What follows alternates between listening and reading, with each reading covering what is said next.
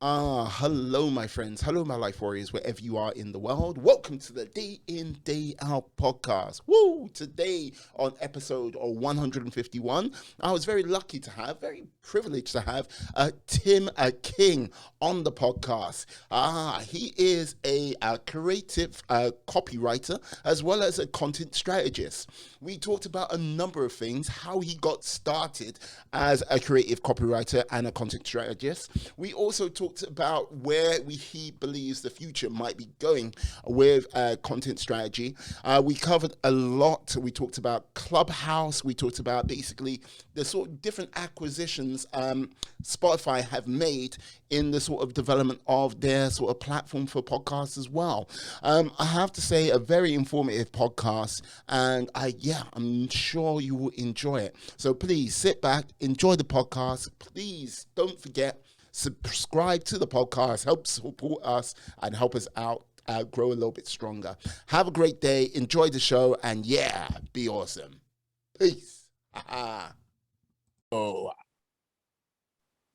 Oh, hello, my friends. Hello, my life warriors, wherever you are in the world. Welcome to the Day In, Day Out podcast. Woo! Today on episode 151, I am quite fortunate and very lucky to have Tim King. Oh, hail the king. He is a creative copywriter and content strategist. How are you today, sir? I'm going really well. Thanks, Miwa. Wonderful to be on the show. Excellent. Like on Zoom recently, they've changed things around. So when you hit record, it says recording in progress. It like the first time it happened to me, it threw me off quite considerably. I was like, I've never heard that before, but it keeps on. I'm not used to it yet. So it's like, yes. So there's a momentary pause. But I have to say thank you for coming on to the show today. Now, one of the questions which comes to mind when they say content strategist, what is that exactly? That is a really great question. It's something that I answer quite a lot. I'm on a few different social media platforms, as you can imagine. More particularly some of the social media platforms that I've got into recently are audio ones called Clubhouse and Green Room, and I get asked that question a lot. So a content strategist really is a person who will step right back from the content. They'll take a good look at the entire picture of all the content you create, not just the Facebook posts over here or the Instagram post or the email campaigns and sequences, what your website looks like and how you publish content.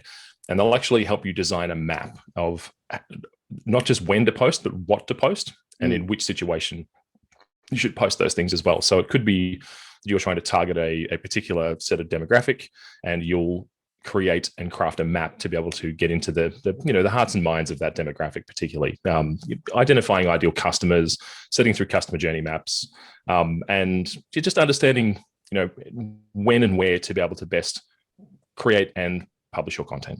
Yeah, I can imagine something like this is one of those things which is always sort of classically misunderstood, because when someone goes content, they go, okay, yeah, right. Content, yeah, it's what I do, and like how I get that across. It's just like, bam, it's just that simple. They're not actually, I think it's just these days you can see it as especially someone who's used Facebook ads before, you can sort of see the demographics a little bit more clearly. I have a little bit more of a better understanding. Yeah, for sure. So demographic is only one part of that whole piece, though. There's a whole heap of other things that go in there, whether it be medium and channel. So if you're communicating via images on Instagram versus via video on Facebook, there's or video on your website, the copy on your website.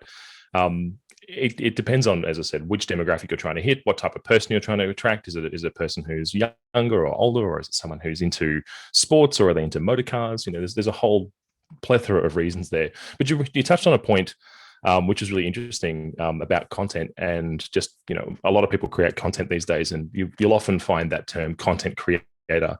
Yeah.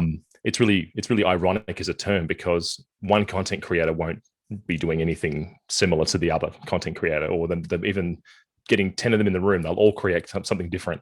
And that's where really a content strategist can come in and get into the minds of those particular creators, understand what they're creating, what they're trying to achieve, what that outcome is, and then actually map a sequence or design a set of steps for them to be able to get to that outcome. Right, I see.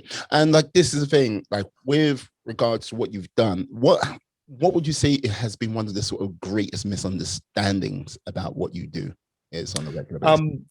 It's probably on the copywriting side, actually. It's one thing that I usually have the conversation with for someone who's never heard of a copywriter before, and this isn't an uncommon thing for copywriters. When we think of the word copywriting, we've usually only ever approached it, or people have only ever heard it when they're talking about like the little trademark symbol or the little C symbol or the registered mark symbol that's on the end of a brand. So they immediately think, oh, you do the legal stuff with brands or with things, you trademark things. And I'm like, no, I write the words. The way I put it is that because I'm more of a copywriter than the content strategy side at the moment, but I try to break it down really simply, and that is that I put the right words in the right order. So that's essentially my job. Without keeping it that simple, it can be a pretty complex thing for some people to understand. No, this is the thing. I think it's just sometimes so confusing when you like go, okay, I'm a copywriter, I'm a content strategist, and like you go, right, I come up with a complex plan and strategy for any like sort of business, organization, personality to like be everywhere and everything to so many people, and well, not everywhere and everywhere and everything, but to sort of reach out to people as effectively as possible. Like, would you say there is one sort of one sort of area is more effective than others where people respond to more, or is it sort of it always changes?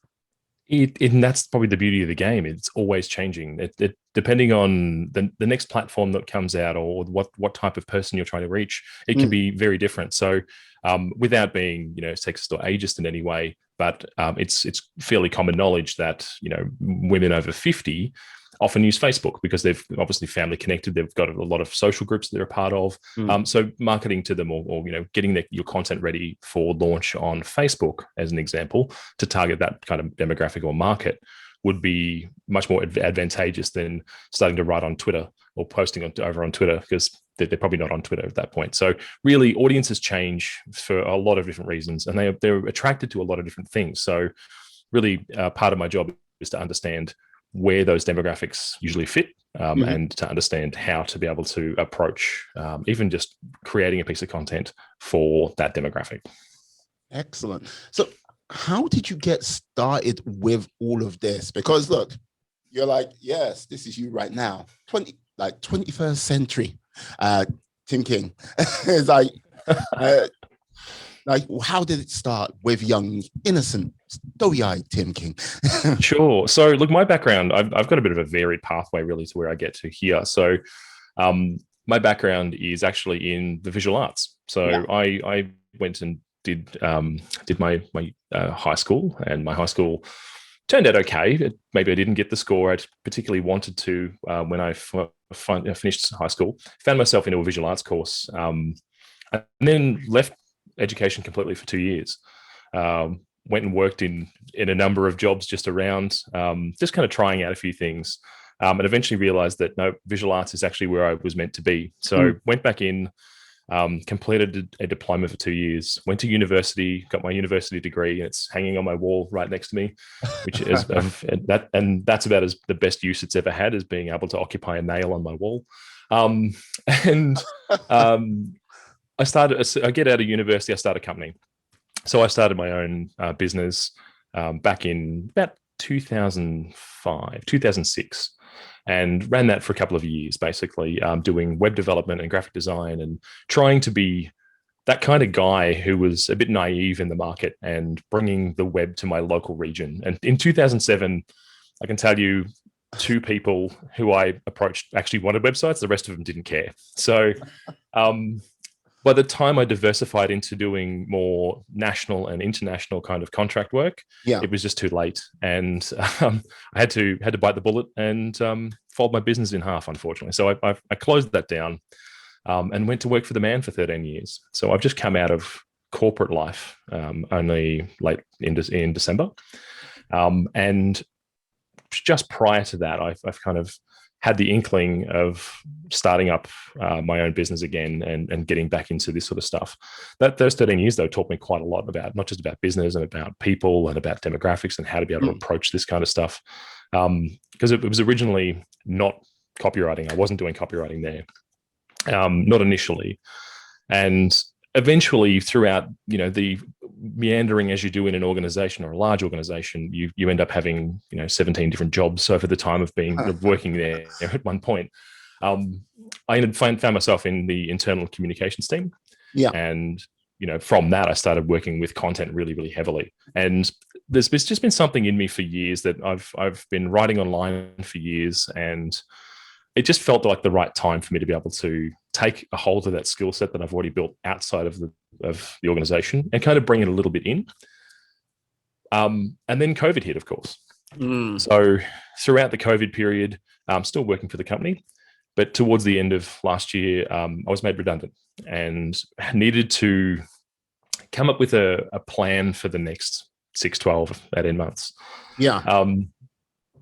So I sat down and gave myself some distance between my last job and my current job, the one I work for myself now, and was trying to be as kind as I possibly could by giving myself 3 months off. So I spent December, January, and February pretty much not really working anything, not doing anything.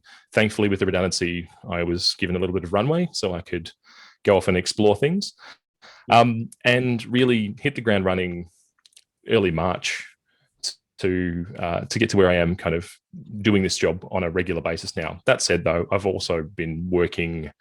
The business actually ticks over about a year in the end of June. So I've been working it for about a year now, but it's been as a full-time person for probably the last few months, really. But it draws upon all the different experiences and the life things that I've collected along the way. So this is more just, it's kind of a it's not quite a Hail Mary pass to try and just build something quickly, but it's tapping into a set of skills I've had for a long time that I've just kind of ignored for such a long time to get to here. Yeah, no, like this is the thing, like 2020, the year of fun. Yeah, no, put it this way. Yes, I've known that sort of pain of like going on furlough and basically being made redundant, and like basically going like hard with my podcast to like help give it that boost. I know it's a longer term project, but I hear you, I feel you, and I think a lot of people out there are going to have that sort of like epiphanal sort of moment where it's a case of, okay, that happened to me, and okay, what do I really want and for my life, and where do I really want to take it? Because look, like coming out of university and going, I'm starting my own business. That's a hell of a bold step, because there is a number of people. Oh, come on now. There are a number of people. It's pretty bold, yeah. Would sort of like go, you know what?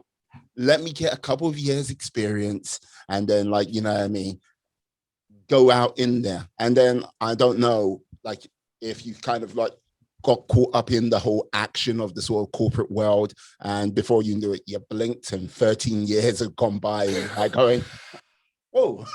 Yeah, to talk to that, absolutely. And you're right, coming out of university and going, you know what, I can't have a boss, I'm going to be my own boss and do that. It was the best thing to do and the worst thing.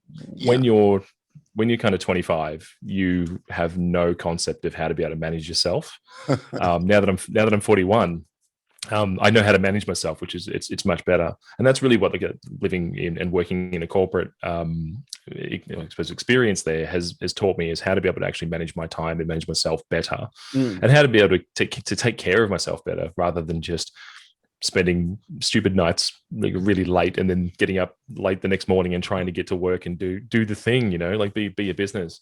And it's not like that I wasn't unsuccessful. It's just that that first 2 years, I was more the problem than trying to get clients or working a business was. It was definitely me that was the fault there. But I learned a lot, and I kind of live by the mantra of fail fast, fail forward. And that's to, if you do the thing and you fail at it, don't pick yourself back up again and learn from that and get on and try again or do something else or do something different. Rather than kind of wallow in it and sit back and just live in the past. And you did mention there the comfort, I suppose, of a corporate existence. And it really is that's kind of the enticing thing. It's the dragon that you will chase, is that extra pay packet or the little bit extra money in the pay at the end of the year when you get the bonus or the little bit of an increase. And you tell yourself, or at least I told myself, every year, no, this is right, this is the thing to do, this is what you're supposed to be doing here. You're earning money and you can pay the rent and you can eat and you can live, and and then you kind of go to work every morning and you look around and you're like, oh, I'm still here, what am I doing? And so back in about as I said, I've written online for quite a long time. So back in about 2013, a beautiful thing happened, and that was one of the developers of Twitter created a platform called Medium.com. I'm not sure if you've heard of Medium or not, but Medium wasn't a paid thing at all, but it gave me, without having to stand up a whole website, and I've tried having a website a few times, but it was just too much hassle. It gave me a platform that I could use to be able to write content pretty consistently on. And then get feedback on immediately. So I'd be able to get, whether it was through the vanity metrics, like a like, or I think they had at that point, they had like a little love heart thing. They've now moved to Claps and a paid program, which I'm also a part of. But it was really that gave me the spark again, back when I was about, I was 33 at the time when it was launched. So, those few years, I kind of wrote a few articles and toiled away and did a few of those things while I was working my normal job. And 2017 comes around and they launch the partner program. I couldn't sign up faster to the partner program because it meant that I could publish my articles, put them onto online publications, and be paid for them. So if they were a good article and people liked them, they'd share it, they'd clap for it, they'd do the different things. And that would equate to a residual amount of money coming my way. And initially, I still remember, I was at a conference at the time for work, and I remember getting the very first email from the partner program going, "You've been paid $5.03. And I went, technically now I can call myself a professional writer, right? I've been paid for it. It wasn't a lot. Well, look, you are a professional writer. You bill paid $5.35. That means you can't eat that well. Right. But it's much better than trying to eat the likes and the shares and the claps that are on the platform, right? It was 100% better. So I looked at that and I went, I've only got 2 articles up there at the moment I've got in that system. What would it look like if I had 100 of those articles or 1,000 of those articles? Yeah. I can tell you now, having worked a corporate job, I haven't got 100 or 1,000 articles out there right now. But I've consistently kept, just in the background, using that as a way to be able to show some creativity and to be able to explore what a side hustle could look like. And then it came to probably about a year and a half ago. And I came home one night after work, and I used to journal quite a lot. But I started writing something on a piece of paper, and I kind of went, okay, well, this seems interesting. Flipped the page over, and I wrote this. And this is actually my original plan for me to become a copywriter that I wrote like nearly a year and a half ago, almost 2 years ago now. And it's just this piece of sort of A5 bit of paper that just has, everything I had in my head at the time about where I needed to go, how to get to the next stage. And I keep it around. Like I haven't laminated it and hung on the wall. I probably should frame it at some point because it'll get damaged at some point, I'm sure. I've got it in the back of my journal. Yeah. And anytime I get a bit sort of feel like I'm going off path, or anytime I was feeling like I was going off path, I'd just sort of take a look at this and go, okay, well, I haven't done a lot of this. I'll do some of that now, and it'd be like the next thing on the journey. Fast forward to 2020. I've got several articles. I had a couple of articles go pretty viral on Medium. I think one of them has 42,000 views and 36,000 reads or something. It's in that order. I haven't looked at the stats for a while, but and I started seeing real tangible money being made on that platform. I think to date, I think I've made about $5,000 off the platform, which isn't anything to shake a stick at, but it's been over time. It's been over 3-4 years.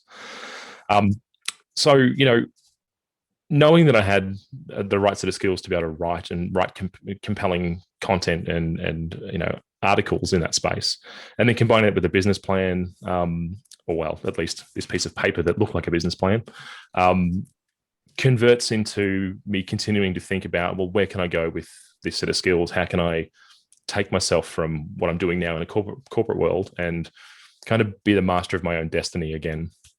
And I think the rest of the story. 2020 hit, and COVID gave me an opportunity. As much as it's a terrible thing, it still gave me an opportunity at the end of last year to start to explore exactly what that means in a day-to-day basis. And in a very short space of time, I've been able to work with some great clients. Like I've got, it's not a completely full client book, but there's always room for improvement. But some great people, and I've done some pretty wonderful things in the past little while. Yeah, no, like this is the thing. The way I found out about Medium, there is a YouTuber called Shelby Church. And like basically she how can I put it? She sort of investigates certain ways to make different ways of making money and bringing in income, like as a content creator, YouTuber. And like, I first discovered her when she was talking about podcasts, kind of really interesting. And then she went on to Medium, and like, because she's got an audience like going on to Medium, it may have like helped boost her slightly and bring a little bit more attention.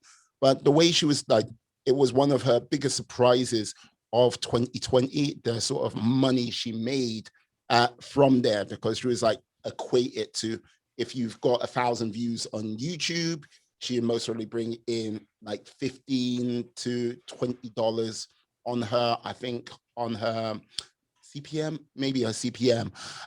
But then obviously YouTube take their cut and everything like this. And she was like going, she was amazed at how that took off, because when she started, it was pretty much like yourself. It was like, okay, she made $5, like 35 cents. And it was like, and then it was like, $80. Then it was like, to the sums of money you were just mentioning in the conversation.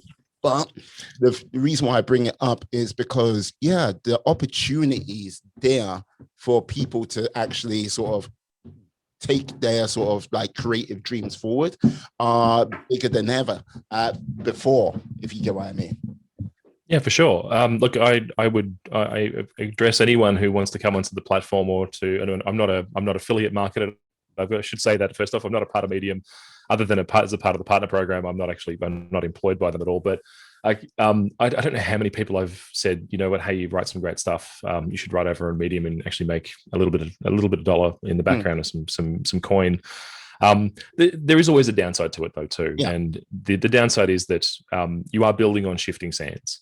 And a few writers out there have been caught out by Medium, by the algorithm changing about how either they calculate the money that comes to you, or the way the viewing happens on the platform. Because they've made some pretty drastic changes in the last few years, and there's always that one or two people who get caught out by them making $10,000 a month, and they're expecting that they're going to be able to do that consistently for the next rest of their life on the platform, and then something changes and it goes from $10,000 to $2,000, and all of a sudden they don't really have much of a business, and they can't eat and pay the rent. So as I said, Medium's great. It's a good place to be able to have a taste of what writing for a living can look like. It's a great place to continue to publish. I've just published an article yesterday, actually, out on the platform, and hoping that's going to take off on one of the publications. And there's some great places to read, and great publications to read on Medium as well. But it's always good to try and have your own thing as well. So whether it be starting an email list, and I'd be a terrible content strategist if I didn't say have your own email list, because that's one of the big cornerstones of content marketing these days. Have your own email list and be able to grow your audience, not just on the platform, but off the platform too. I'm sorry, I'm just a little bit distracted because like it just started doing some building work downstairs. I don't know if you can. You're fine. Okay. No, I can't hear a thing. No. All right.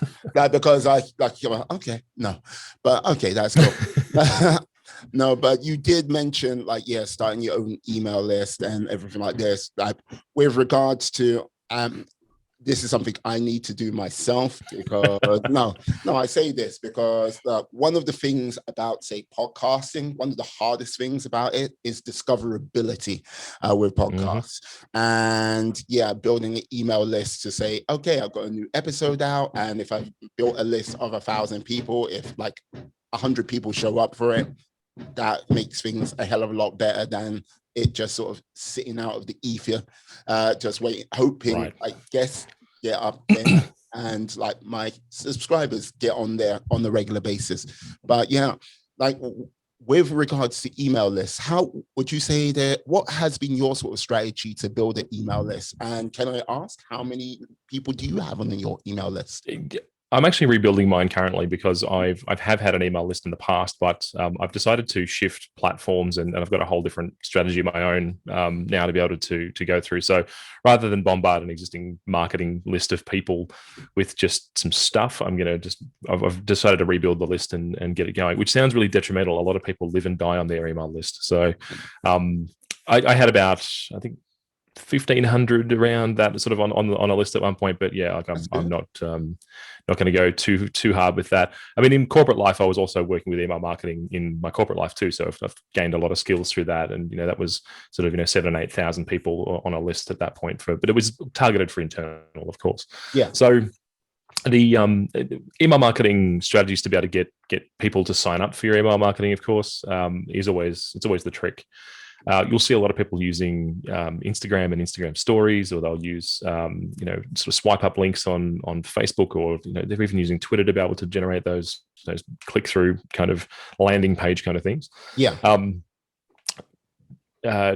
Creating a lead magnet is often a way that some people go about getting that, or creating an offer. What I like to do is probably a little different. I hate the concept of a lead magnet, and I know it works in a lot of places, but that whole, hey, come and download my ebook, and to be able to do that, here's give me some email details and I'll email you my ebook, and then you'll be forever on my email list until you unsubscribe.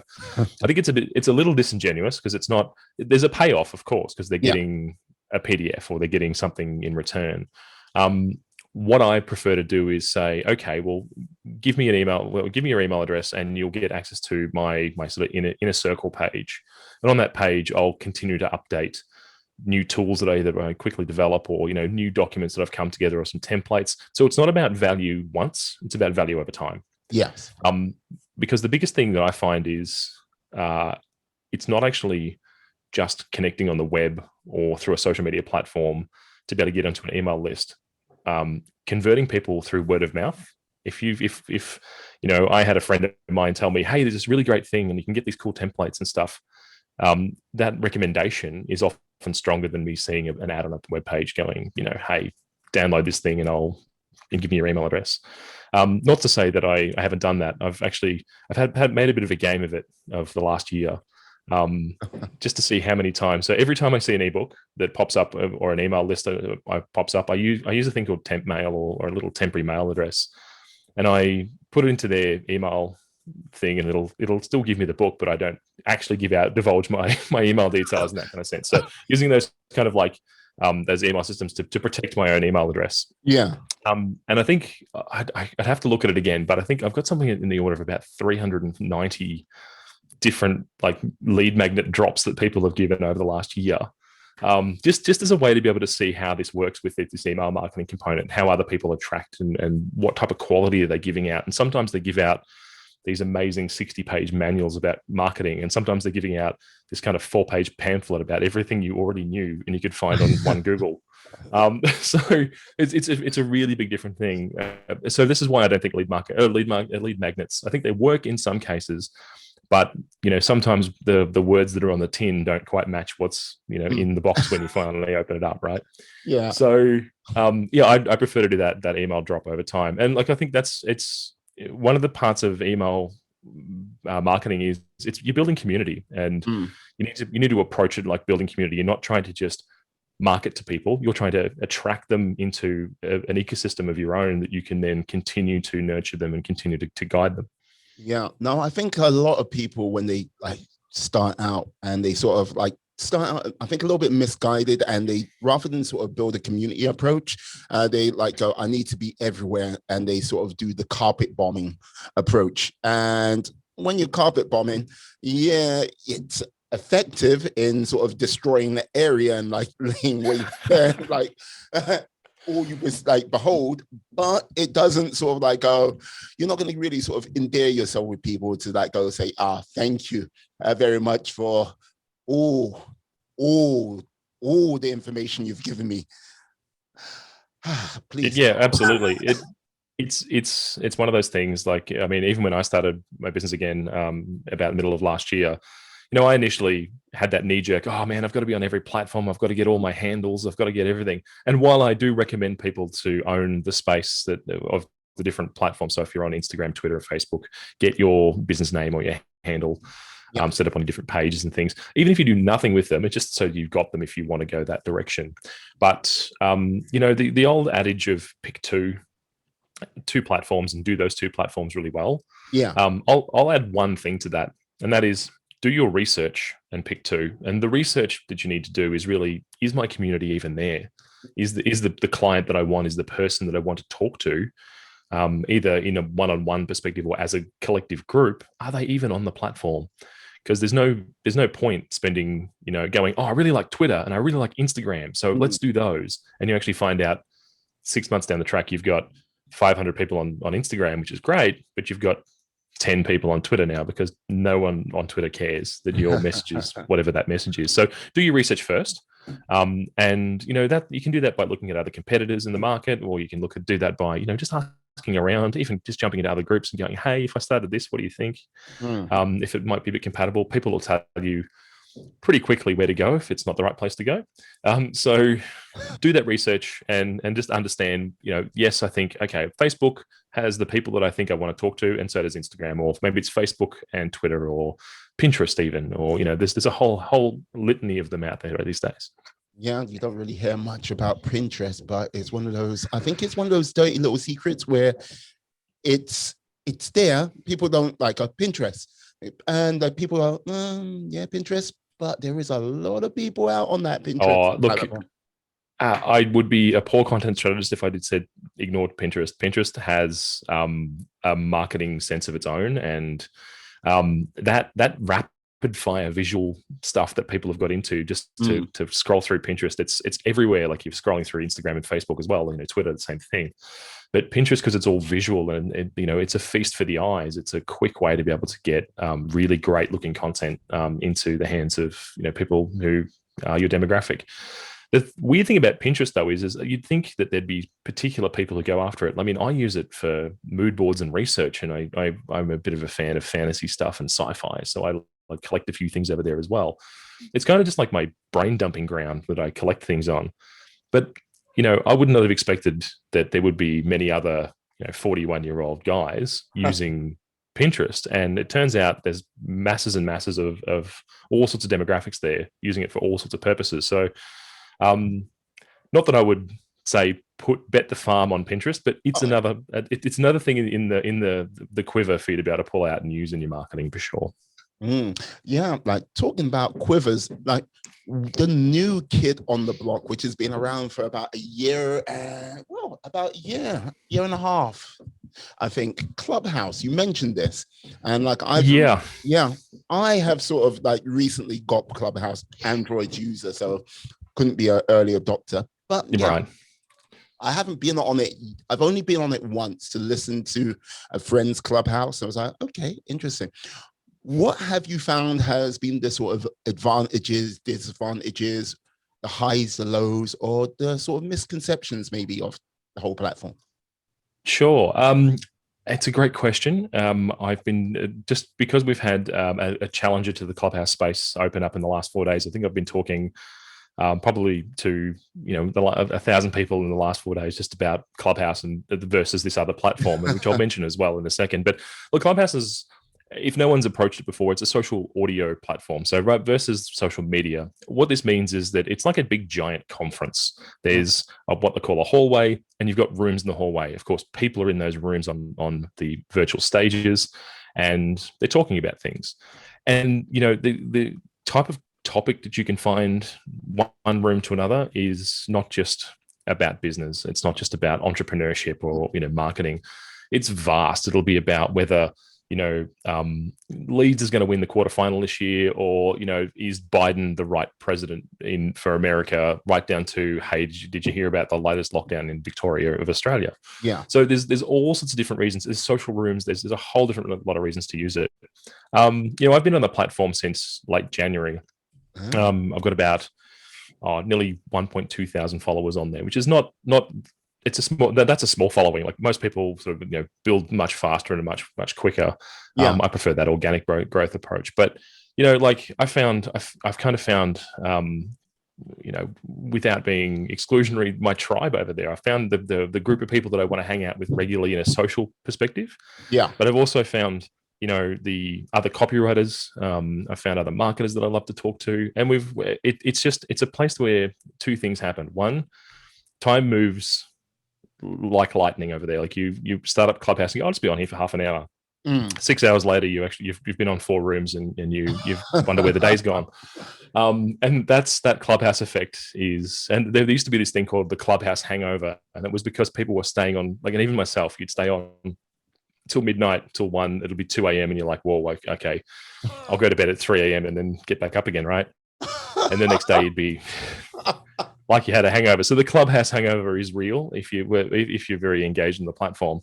But as it's social audio, there's no place to communicate, a brand. There's no real place for you to be able to talk to a particular set of text. You can't really throw links at each other. There's no chat except for the voice. Yeah. So the biggest branding thing you can do is really your little profile image, which you can change pretty rapidly. And then you've also got your bio, and in your bio, you can write some quite long things in your bio, which you can add a few links to.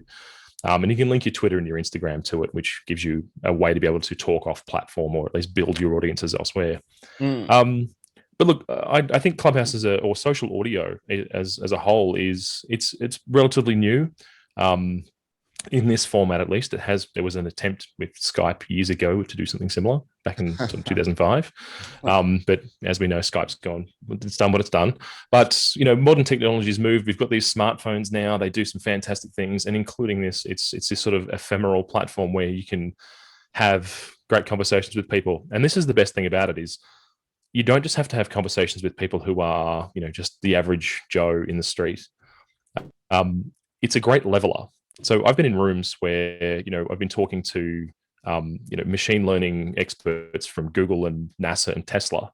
You've been in rooms where you're listening to Snoop Dogg talk about the latest tech with MC Hammer, just really diverse connections you've got. There was a room today where if you're a Star Trek fan, Michael Dorn, who played Worf, jumped into a room for his first time, and we've just in there for an hour just answering questions and just talking about stuff he's been doing. Yeah, I love Michael Dorn. And it's just they're just normal people. It's actually a complete leveler. And it's a bit endearing too. You see these massive celebrities come on and they've got a following of 14 people and you've got 1,000 people. It's kind of this weird balance thing. Yes. But no, look, Clubhouse is a great place to be. It is time consuming and it can consume quite a lot of your mental capacity as well. But you can just think about it like an interactive podcast, really. You jump in a room, you can listen to it. And if there's something you go, hey, I know about that, or hey, I'd love to talk about that, you can just raise your hand and get up on stage and start talking about that thing with the group of people. Yeah, no, this is the thing. I've got to say, I do like the kind of randomness where you yes, Michael Dorn was there. I was like, okay, right. Yeah. I've got to say, I do love Michael Dorn. There's a TV show called Invincible where he's now playing this character called Battle Beast. Yep. Mental, but still, to go, Snoop Dogg and tech, you're going, wait, Snoop Dogg? Tech? Yeah, well, but even to hear MC Hammer, so MC Hammer and a head of a genetic research, a fully researched geneticist, and a machine learning guy talking about crypto, and here's MC Hammer just talking about the whole thing in the group as well. It's just amazing to hear.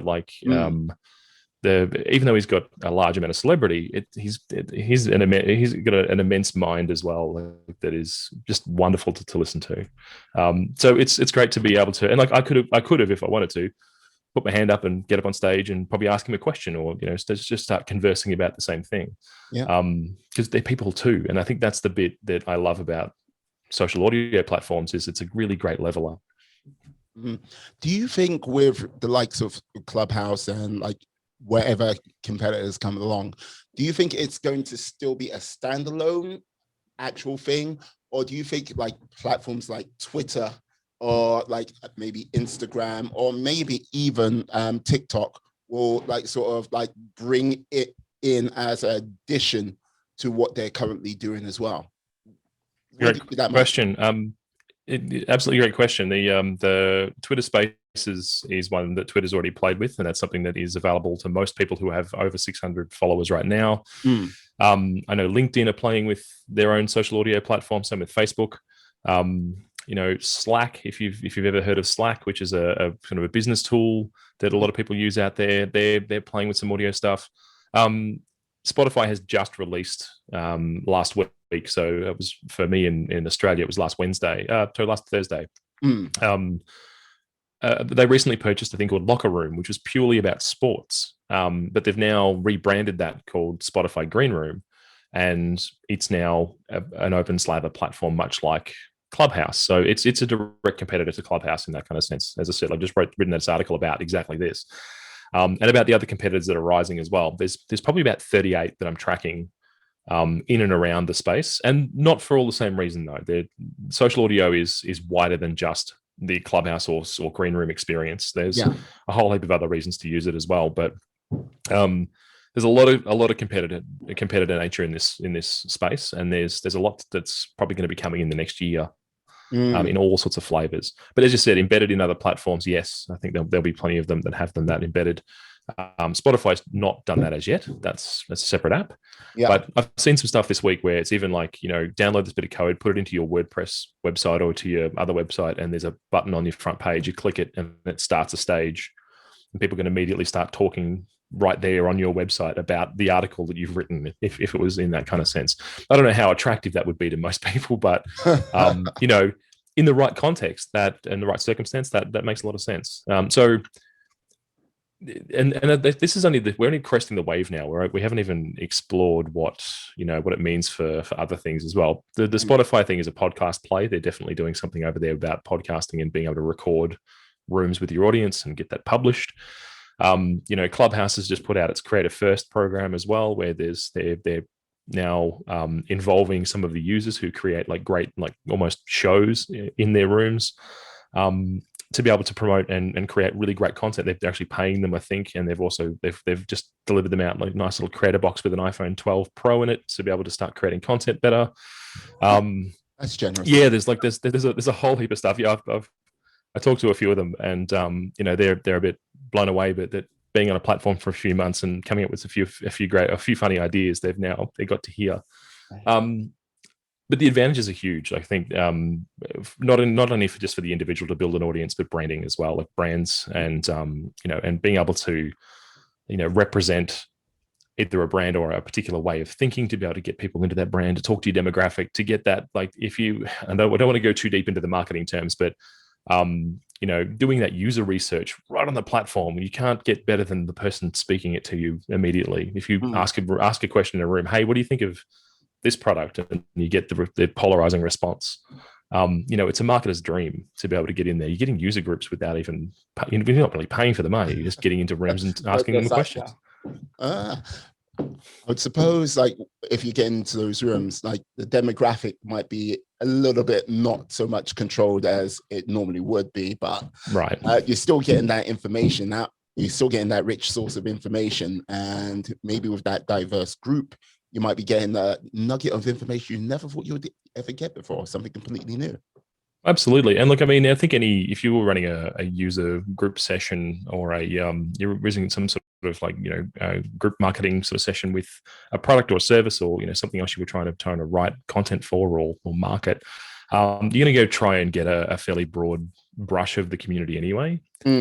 So whether you've got, some people who are on stage who are 18 or to 65, it doesn't matter. Like, I think you've got a good section of, or cross section of people usually when you get into a room anyhow. And that doesn't go to say for things like social rooms. So I've got a social room that I attend nearly every day now. There's about 10 or 12 of us who usually float in and out. I use it like virtual co-working. Yeah. As you might know, working from home can be a bit soul crushing by yourself. Yes, you can listen to some podcasts and some music, but it's always great to have just a bit of discussion happening too. And I've used that as a way to be able to keep myself kind of amused and entertained while I also work. And to be able to, help people on the platform too. I love giving back to that group, just about thoughts and ideas that they've got. So it's like a big melting pot for me. I can't see myself stopping to use any social audio platform. I'm not moving to Greenhouse, right? No, sorry, Greenhouse. That's I knew I'd say it. I'm not moving to Green Room right now. I'm staying on Clubhouse for the time being, just because it's kind of where my people are at. But yeah, this space is going to be huge in the next couple of years.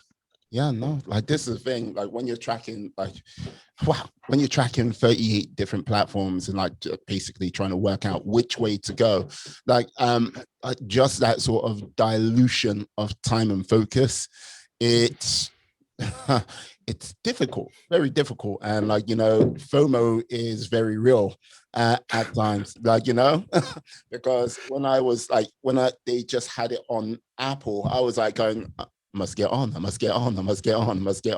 like now it's on Android. I'm like, okay, it's here. Now, what do I do with it? Yeah, right. So I'm like being a little bit stumped there, but I'll get my act together and get things going. Oh, yeah, for sure.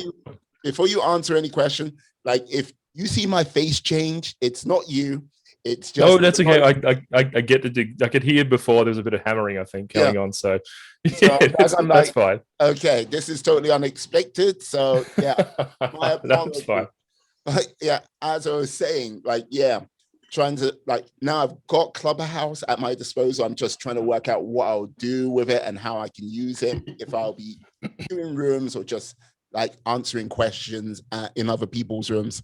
It's just getting that time down. Right. Now, look, it is a time commitment in some cases. Like, I try to limit myself down. Sometimes it's again, it's that FOMO thing, right? Like, it's just you get a little bit FOMO and you're like, oh, I wonder what the group's talking about right now. Yeah, you just want to jump in. So I've thankfully learned a way to be able to listen to that while I still work and not impede my work, because you could get wrapped up into conversations a lot. And sometimes it's just nice. Like they'll be talking about something quite particular, and I'll to be able to step away from my work and just unmute and have a chat for a bit and then come back. And it's kind of feels like that office environment like I'm used to in the corporate. So it's been a really great way to do that.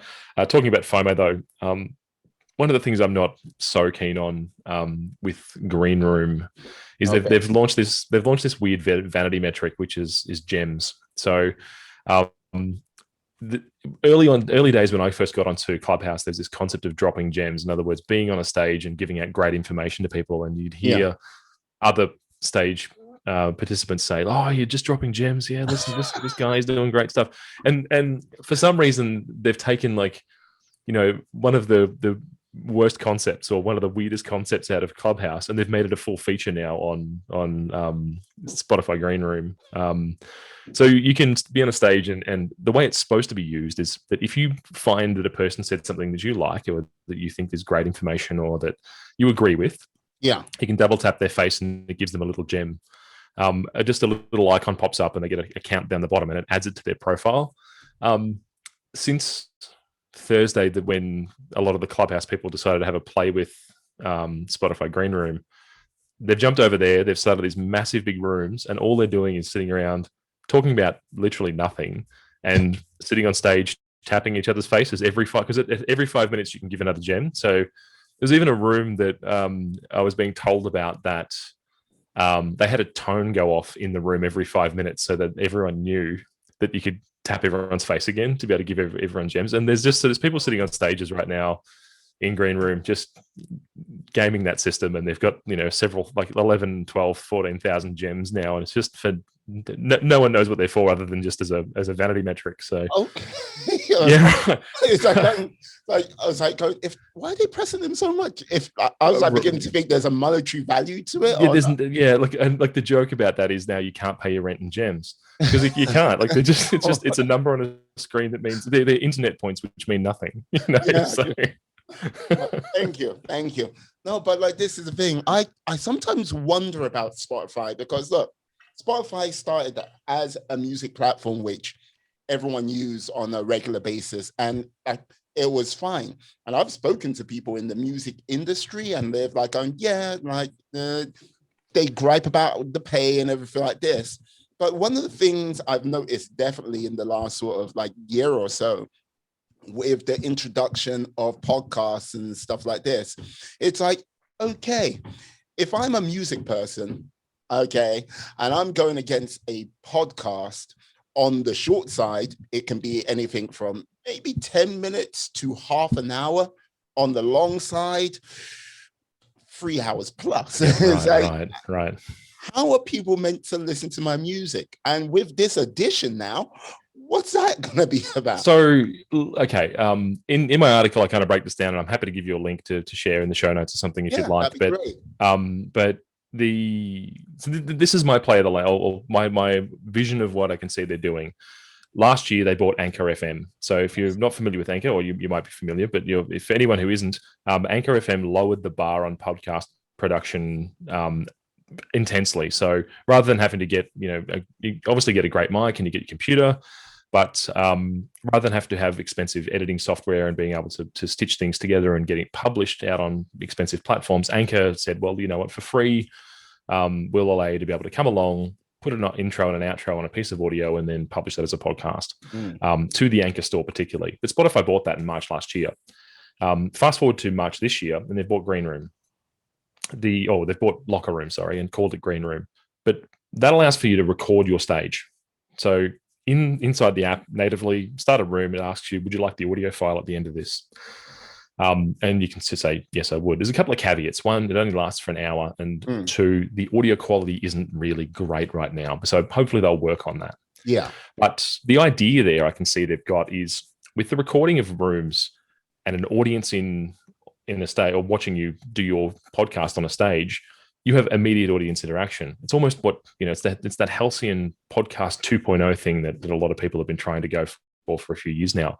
So you can be on a stage, like you and I could be talking on a stage, and we could go, hey, so what does everyone in the audience think about blah? And then rather than just getting a yes, no answer from sort of some other type of polling system, you can get a person in the chat function they've got on there, give you a full text chat of what they think. Or, you could say, hey, if you want to raise your hand, we'll bring you up on stage and you can just be on our podcast.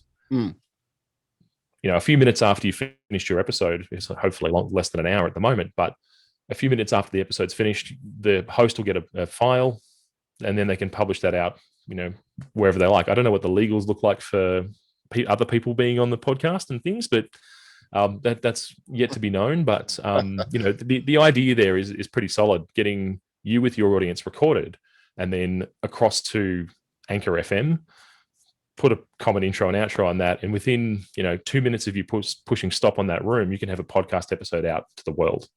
Again, shortening that barrier. And then I found something interesting today that I wasn't aware of that happened last week. Spotify bought another company, and it's called Pods, Podz. So Pods is a fairly unknown podcast discovery engine. And it's also got a podcast player. With their current release of Green Room, the way it is separate from Spotify, and with the implementation that Spotify currently have on their existing app, which isn't great for podcasts, like compared to a dedicated podcasting app, it's not that good. I think they're going to split their podcast out of Spotify and go into the Pods application, whatever they call that, I'm not sure. But it's the discovery engine that's the interesting part of it. I think they're going to go after Apple Podcasts. So rather than having Apple Podcasts as being the king, where you need to get your links up on Apple Podcasts to get it distributed out throughout the different networks, I think Spotify is going to go try and take them off the top of that, or become at least a secondary aggregator that would be just as powerful in that kind of sense. But and this is where my mind goes with this one. I like to play a bit of put the futurist hat on every now and then, this sort of stuff. When they bought Anchor, you can now inject Spotify music into your podcasts, but if you do so, you can only publish them on the Spotify podcast store. You can't publish them up to Apple Music, also to Apple Podcasts. You can't put them on any other aggregator. I think the play here is that they're going to try and get it so that you can record, publish, and distribute your podcast without ever leaving the Spotify ecosystem. That would be, oh God. Oh, wow. Then you add to that subscriptions, you add to that, other things, and podcasters can start making subscription money off the back end of those things. Like I can kind of see this. There's too many things that have lined up in my brain, and I've done enough podcasting in my time to understand that by lowering that barrier and lining all these things up as a nice run, you get access to more talent, you get access to more shows, and hopefully better shows. Yeah, because like this is the thing. One, it's different to the video space, like where you've got video space, you've got YouTube, and it roars up on high, and there is nothing close to it.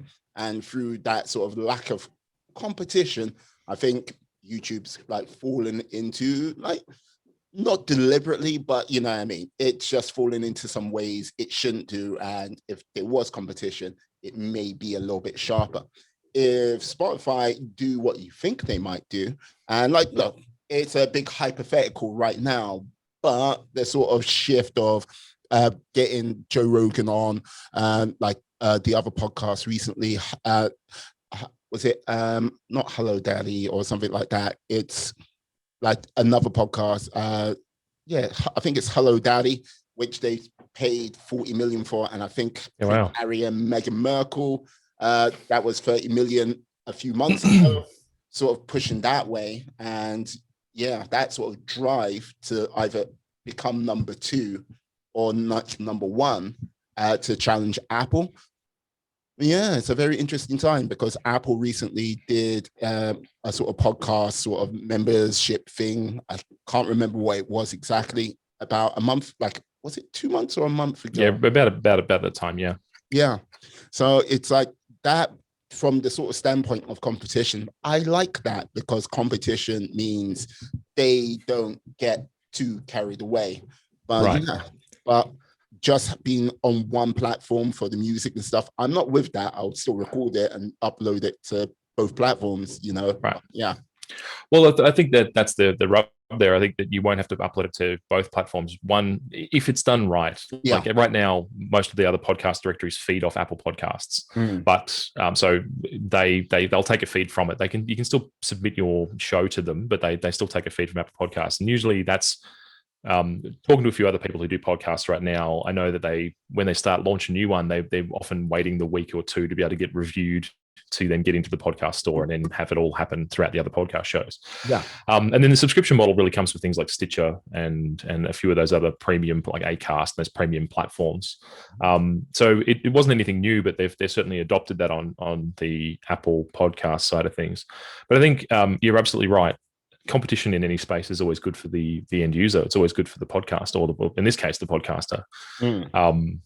So I really hope they do, migrate themselves away. I think that as this is all speculation anyhow, but I can see them creating a podcast app now based off that Pods acquisition. I can see them using that as a leverage point to be able to create a premier directory that then podcasters can put their podcast up, and hopefully the review process is a bit kinder than what Apple's is, which can take a couple of weeks sometimes. And being able to, like, going from a green room stage recorded with your audience to Anchor as the publishing mechanism to Pods as the directory that you publish on. If they get it all right, and I'm talking probably the next 2 years for them to get anywhere near this, but that could be a 30-second solution once everything's lined up. Finish, publish, just distribute. It's done. Write some show notes and off you go. So with that, like, what do you think, like, we've covered like a lot in the sort of realm of video and everything like that, which is great. Thank you very much. You've helped me. No problem. gives me ideas. It's like going, yes. It's like having a consultant, people, for free. Like, so where do you think the future of like sort of other content platforms might be sort of going? Because yeah, content strategy is your thing. Where do you think it's going? Is it going to be more written word? Is it going to be more video, or is it going to be something different? Yeah, look, I'd like to think that, I mean, I'm being a writer, I think I'd love to see the written word be king in that kind of sense. I don't think that's absolutely true. Like, I don't think it's going to be one particular thing. I think trying to bet the farm on just video, or trying to do everything in just audio on social audio platforms, I think it's not so much that carpet bombing, but I think it's being very selective about the way you particularly communicate to your audience and your community. And look, these are all tools. You've got to look at them like, it's a poor hammer to try and nail in a screw. So why would you try and do the same thing you do on Instagram as you do on Twitter, right? Or vice versa. So I think they're all tools in the kit bag to use in particular ways, depending on where your audiences are, rather than try and sort of say which one's going to win out or anything. If anything's proven, when a new social media platform comes along like TikTok or LinkedIn or Instagram, there's room for them all. People will be attracted to the ones that are attractive to them. So, and wherever they can find traction. If I had to bet anything, I'd probably still say that the rise of video would continue. I'd be a poor content strategist to say that video isn't the most compelling thing we've got right now. But that said, I'm heavily tracking where this social audio piece is going, like I mentioned before. Yeah. I think there's definitely something inside of that social audio realm that will start to rise, and we'll see some very quick platforms rise and fall, and we'll see some very good platforms come to bear, and they'll be here for a long time. It'll just be another tool in that tool belt. Interesting. One of the things I have noticed with regards to not after the pandemic, because we're still in it, but is that with the sort of changing world that the pandemic has brought on, I think what I've observed, there's a lot more companies which are becoming a little bit more media savvy, if you get what I mean. They are sort of putting out a little bit more content on either your YouTubes, or they're trying to do like that sort of interview process over Zoom, and not so much doing a podcast, but like a sort of 10-15 minute interview segment. So they're just producing content on that side of things. Do you see that yourself, or have you found it's been the same? What type of experiences have you been coming across with this? Yeah, sure. Look, I think you're absolutely right that companies now, obviously they've had a little bit more time sometimes in the day to be able to produce some more content. I think that's always good. But one of the things that has happened, and I hate the term social distancing, because as much as it describes what we do when we're out and about, in fact, we're physical distancing, not social distancing. Yeah. We're being more social than ever before, just through digital means now. So I think it's the companies of the world, or the brands of the world, have strongly recognized that they can't get print media for them probably doesn't work that well anymore, because they can't get to a place to be able to buy their magazine or their print media. Stores have been vastly empty throughout the period of COVID. So, printing beautiful, huge window ads probably won't ever be seen. So, they've had to rotate into digital media. So I think you're absolutely right.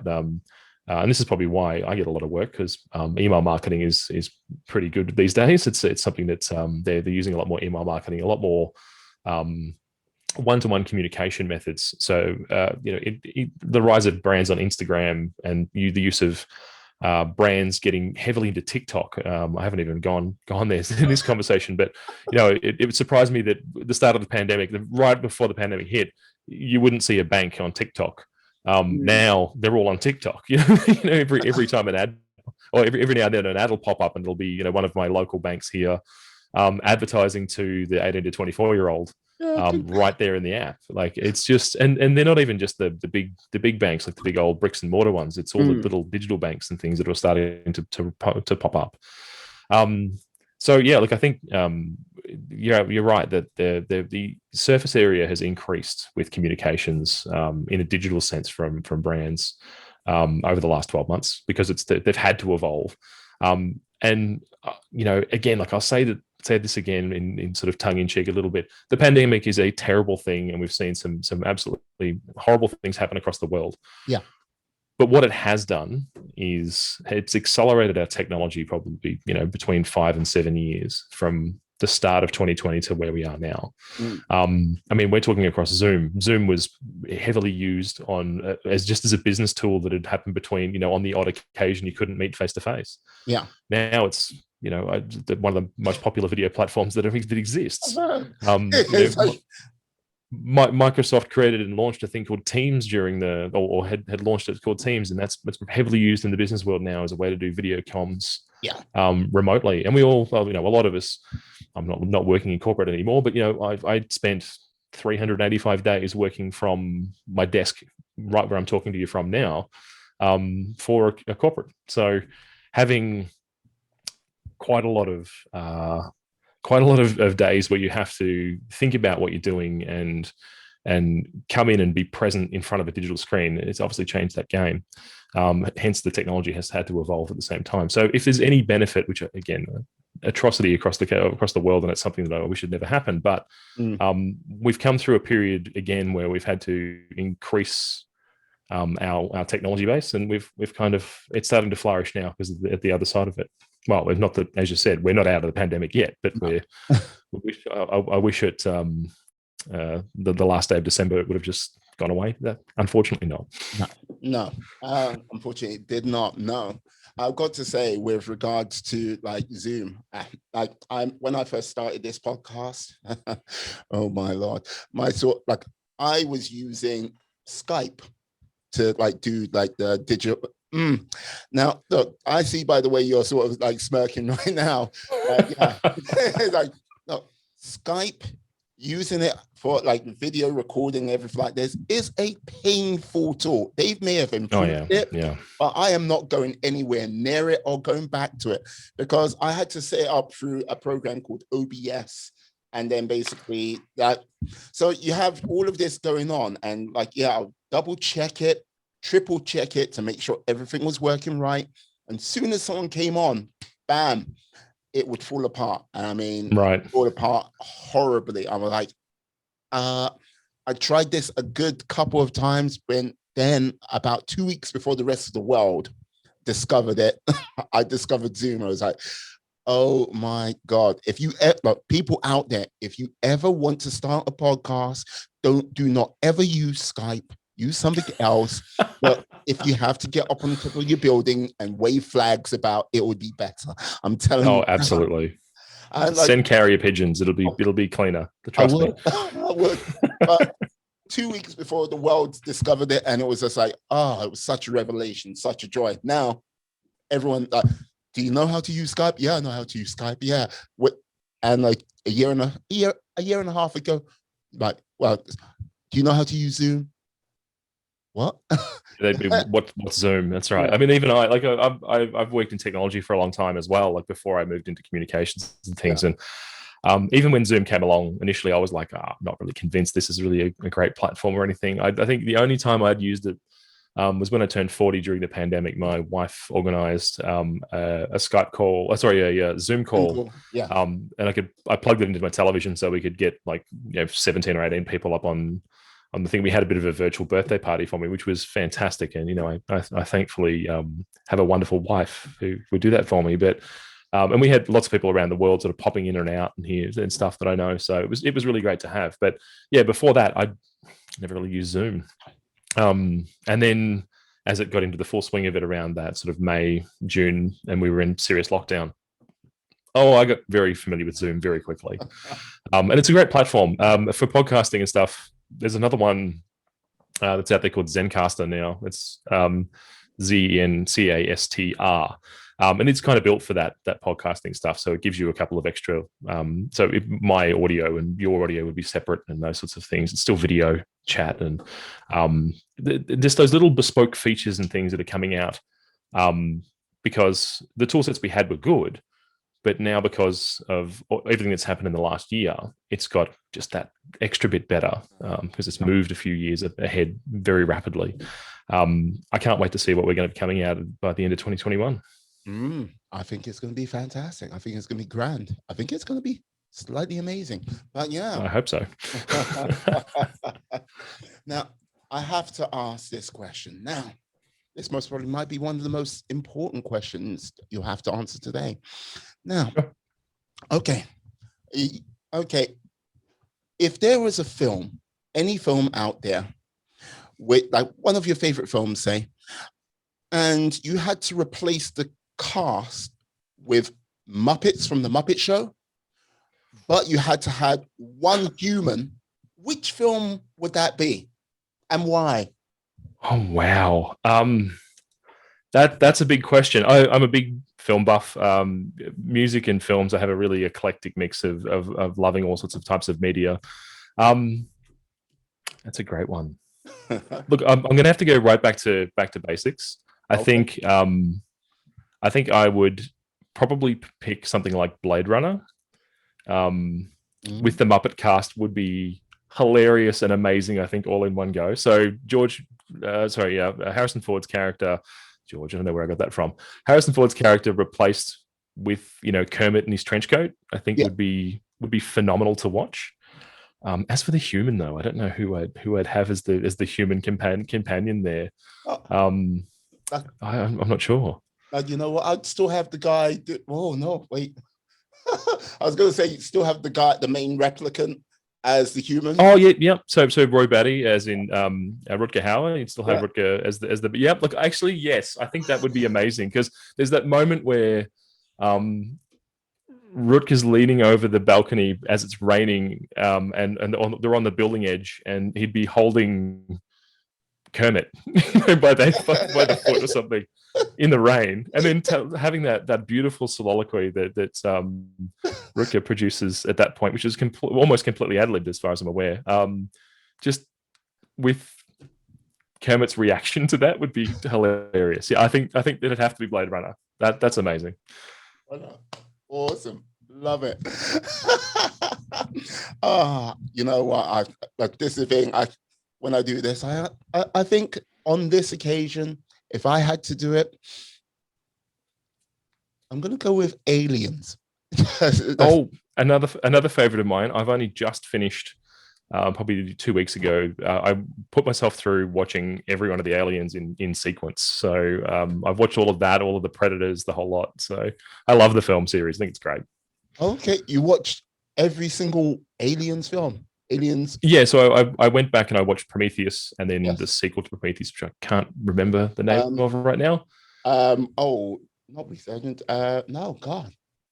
I can't. I've lost it as well. But then so I've watched those two. Then I've watched Aliens. Requiem. Was it Requiem? No, so that's Alien 3. Alien 4 is Requiem. Okay. I've watched Aliens 3, 4, and then I've watched like Predator, AVP. All of those different films. I just watched them all back to back. I love them. And funnily enough, that we've mentioned Aliens now as well, is that there is the fan theory, and it's kind of it's actually not so much a fan theory these days, but Blade Runner actually is in the same universe as Aliens because there's a few tradings of the company names and things on interfaces and displays. So that's ideal. But anyway, Aliens with the Muppets, that'd be strange. Who's playing Sigourney Weaver's character, or is Sigourney still in it? And you've got the others just running around mad. This is the thing. This is where my mind. Basically, the xenomorphs are the xenomorphs, and everyone else is Muppets. That's it. Right. That's perfect.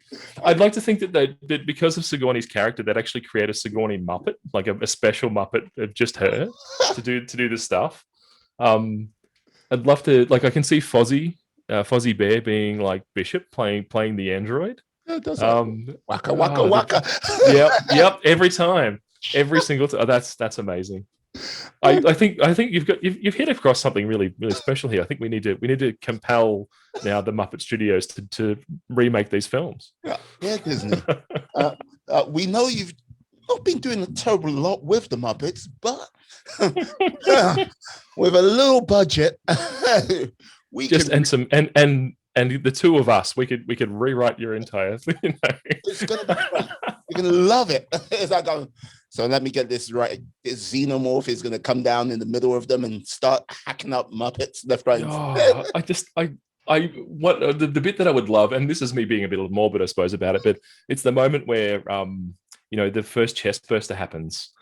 And it's a Muppet with the chest. I don't even know which character would be. Is it maybe it's Gonzo, and Gonzo's got the chest. He's been attacked and he's got the chest. But I don't know. Yeah, it'd be such a strange thing to see. It'd be great though. I would die to see that film.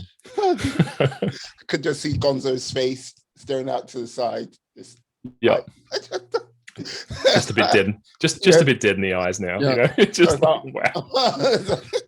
Actually, even better, the extended Muppet cast, the prawn character. I can't remember what his name is. I know the one you're talking about. Yeah. Right. But maybe he's the chest burster. That's some bad seafood. Oh wow! Yeah, wow. That's wow. I'm going to be thinking long and hard about this now. You've got me on a tangent. I'm going to have to come up with some concepts. Hey, what can I say? You're welcome. Absolutely. I'll be having wonderful dreams tonight, I'm sure. It's like dreams or nightmares. Who knows? Well, either way. Oh damn! Now, I've got to say, look, it's been a pleasure speaking to you, and I got to say, Tim, thank you for sort of being with the sort of how can I say, the background noise which you may have picked up. Oh no, look, I heard it once, and I think that was it. It was whatever. It was nothing. Okay, yeah, I was just like, what's going on? Why is everything vibrating? Stop it. But yes, now. Can you tell the lovely people how they can find you, how they can get you out on the big wide webs? Absolutely. Like I can give them the best link, I suppose, is my website. So hellotimking.com. If you add /links to that, you'll get to all of my places. So that's Medium and Clubhouse. And, you can book some time with me to be able to have a chat if you'd like. And you'll be able to read a lot of my stuff over there on my website. So just hellotimking.com. Or if you're already on platforms like Instagram, Twitter, Clubhouse, and most other places, just at Hello Tim King is where I usually hang out. But you'll find me on Clubhouse a lot of the time. Come and say hi. I'd love to have a chat. Yes, I will definitely be saying hi to you because I'm on the Clubhouse too. So yes, I'll track you down. Well, it's easy enough. I've got your links here with me. Absolutely. Thank you, Tim, for coming on today. You have been awesome. You've been excellent. You've been fantastic. And I'd like to say thank you to you, my friends, my life warriors out there. Please stay safe, stay well, be awesome, be excellent, be fantastic, be all the positive bees you can be, and then some. Woo! Peace. And where are we? We are